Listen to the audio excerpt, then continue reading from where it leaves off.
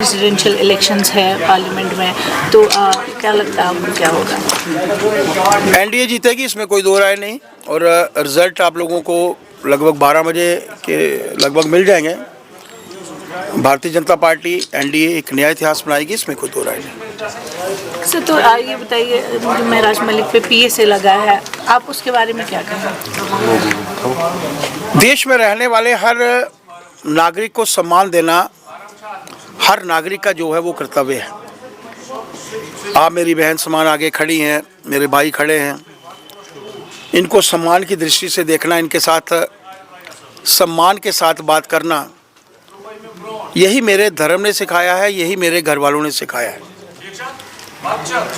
संवैधानिक पोस्ट पर रहने वाले किसी भी नागरिक को खास तौर पर, क्योंकि आप बड़े लोगों से प्रेरणा लेते हैं, कोई बड़ा आदमी जो संविधान के दायरे में आता है, किसी इंडिविजुअल को, मेरा ये नहीं कहना कि किसी ऑफिसर को गाली दी है या आम नागरिक को गाली दी है, किसी को भी असम्मान की दृष्टि से देखना और अभद्र भाषा का प्रयोग करना वो ठीक नहीं है, हमें इसको अवॉइड करना चाहिए। चीफ मिनिस्टर ने लेकिन कहा है कि ये जो गलती है इसको असेंबली में डिस्कस किया जा सकता था, पीएसए की ज़रूरत नहीं थी।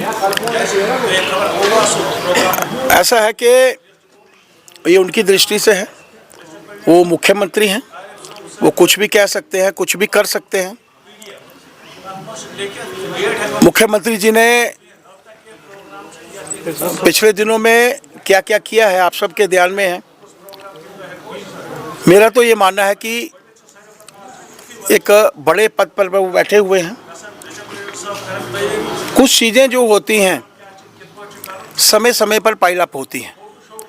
अब जिन लोगों ने भी ये एक्शन लिया है, बेटर दे कैन टेल, उनके ध्यान में होगा कि क्यों कर एक्शन जो है वो लिया है। आज हमें ये चीज़ दिख रही है, लेकिन हो सकता है इसके साथ साथ कई और चीज़ें जुड़ी हों।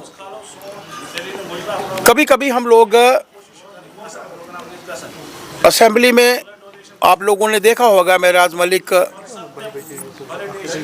जो विधायक हैं उनको बोलते हुए भी, बातचीत करते हुए भी, शायद वही छूट थी। अगर उसी वक्त उनको रिप्रिमेंड किया जाता मुख्यमंत्री जी द्वारा तो शायद आज ऐसी परिस्थितियां नहीं बनती। फिर भी मैं कहता हूं कि एक दूसरे की इज्जत करना, एक दूसरे का सम्मान करना हमारा फ़र्ज़ है। और ख़ास तौर पर संवैधानिक पोस्ट पर बैठने वाले लोग उनसे प्रेरणा लेते हैं।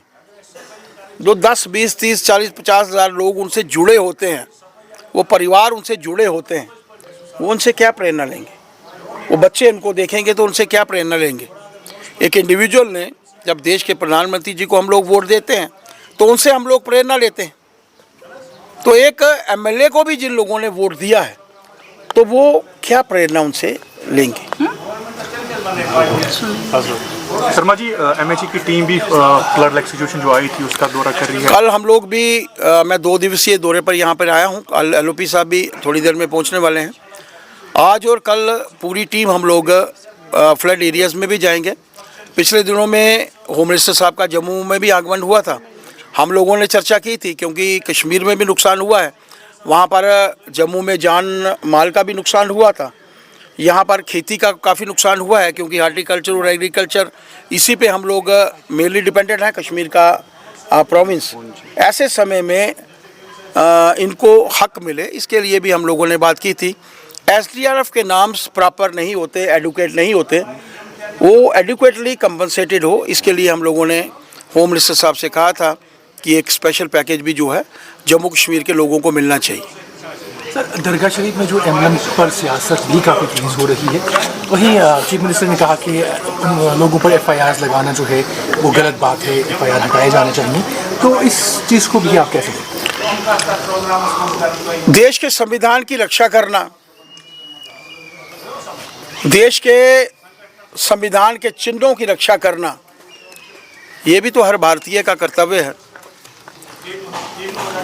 जिन लोगों ने ये कार्य किया है, मैं उसके पीछे नहीं जाना चाहूँगा,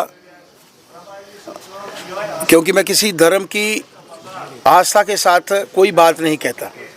मेरे मन में मेरे धर्म के प्रति आस्था है, तो मैं मानता हूँ कि हर धर्म में रहने वाले हर व्यक्ति के मन में उसके धर्म के प्रति आस्था है।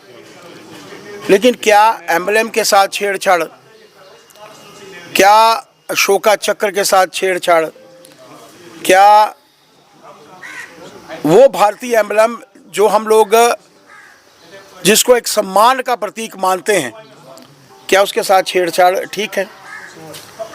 जिन लोगों ने भी ये कार्य किया है, डेफिनेटली उनके ऊपर एक्शन होना चाहिए। ये मुख्यमंत्री जी की सोच है।